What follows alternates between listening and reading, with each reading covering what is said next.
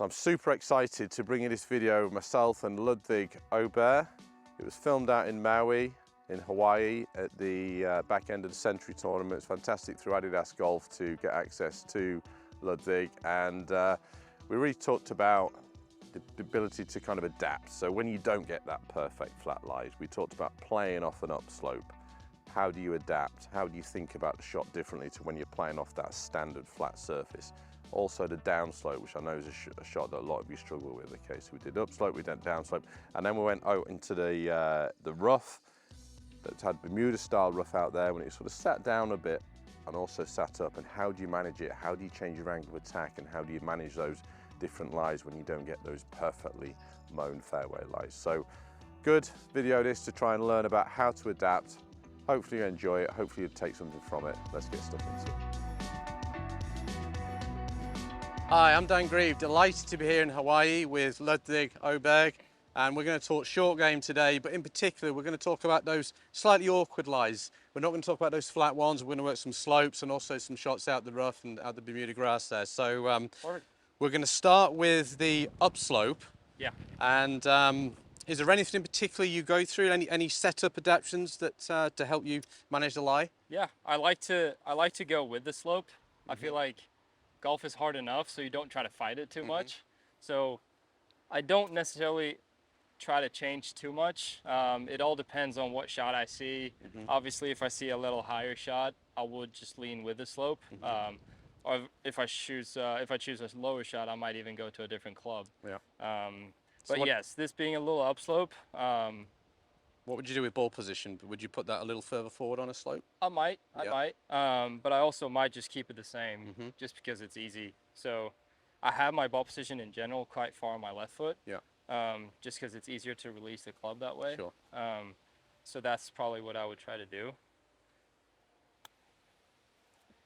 You can see how shallow that is, which is really good into an upslope, because you've got an upslope and you come in steep. Exactly. That's going to dig in. For me, the big thing when I'm into the slope and it's just a normal lie off the grass in the fairway, I try not to do too much of this, because I mentioned to you before, that's kind of my tendency. I drag the handle, I get a little bit too slow. So you were saying growing up in Europe, a lot of your tendency was to drag the handle this way. Yes. And as you've come into the States, you're really trying to get the club releasing more. Yes. Which manages the lie so much better. Yes. With the different types of grass we have. Learning to play the little bit firmer golf courses in America, you kind of need to do that. You need to put height and spin on it. So I figure that quite quickly from moving over here. Yeah, sure. I struggled with it at first, definitely, but I feel like it's gotten better and better. Yeah, good. Just hit one more. Yeah.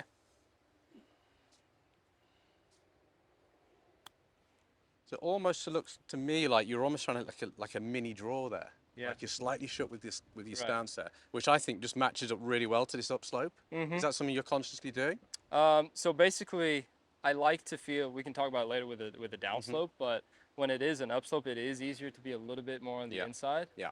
Versus the downslope is a little bit easier to go on the outside. Exactly. Which shallows the attack. Exactly. Yeah. So it's all about trying to figure out and read the different lies. But yes, it is definitely something I like to, in my practice, work on the draw shot, because I know in my play, but your tendency, my tendency is to cut across it, swing left. Practicing the opposite. I always need to, sure. Because I'm always going to have an easier time doing this. Yeah, good. Okay, well that's the upslope. So let's move it on to maybe the slightly harder one, which is the downslope. Yep.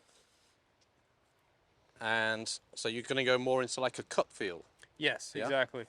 Once again, a little bit depending on what shot I see, but to this one where I need to get a little bit height on it, first and foremost, I like to go with the slope again, because if I don't, I'm just going to bottom out back here, and that's not very good. And ball position might go back a little bit. You've moved it back a little bit. You moved it back probably 2 inches there. Yes. Yeah, and you've also just got your chest now more over the ball, which is going to help you manage the low point. Exactly. So I still open up the face and a little bit of a cut feel. Yeah, and you definitely release that less as well. Yes. So on the upslope, it was more this way, and on the downslope, it was a shorter release. Okay, which then stops the back part of the bounce exposing too much. Yeah, good.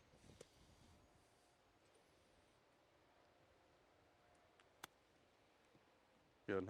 I think amateur golfers can learn so much from this, because I think so many don't sort of have the golfing IQ, if you like, to actually think about what variables they need to change. Yeah, because if I were to hit this shot same way I did that, I mean, I can try, but it's not going to go very well. I can do the same setup. I try to draw it a little bit inside left foot, and it's just going to. Yeah, and then amateurs probably think their technique's way out when really it's the mind. They haven't thought it's really about the shot selection and adapting to the different lies, really. That's good. Right, should we head into the Bermuda grass now? Yes. Yeah. So we're here in the Bermuda now. We've got a lie here where it's just starting to nestle down a little bit. Okay, so if you don't change anything there, there's a good chance you're going to hit that a little bit heavy. So I'm guessing you're going to make some changes here as well. Okay, exactly. So talk me through what you're going to do. So basically, I'm feeling it quite firm underneath. Yeah. Which tells me that I need to swing it left. Because if I don't swing it left, it's gonna kick up, and it's just gonna expose the side of the club. So I need to swing left to make it pop up. Yeah. So I might even go a little bit wider stance just to make sure that I'm comfortable down here. Lower my hands a little bit, and then just make sure that I swing left. Yeah. And that's really important. So would you really recommend that everyone has a practice swing, more to kind of feel the ground conditions? Yes, definitely. Yeah. I mean, it's very important because if this was a little bit softer, I probably would have gone a little bit more on the inside just because it's going to go through a bit easier. Shallower, yeah. So this one is a very different lie. Yeah. If I swing left on this one, I'm just going to go underneath it. A little bit more. I'm just going to go underneath it. Yeah.